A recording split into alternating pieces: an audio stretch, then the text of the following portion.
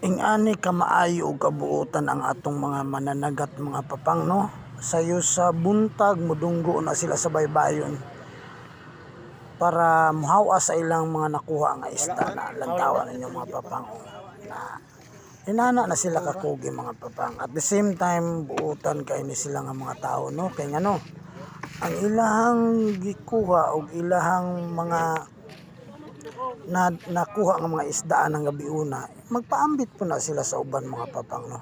Nalantawa nanghatag sila og isda na inana nang kinabuhi mga papang. Unsay grasya nga naa nato atong ipaambit sa uban kay naapoy uban nga nanginhanglan nga wa ta nasayod no tungod sa kawadon mangitag paagi haron makakaon ra. So usa na ka example ani ang mangingisda mga papang, manggihatagon ug maluluyon mga papang.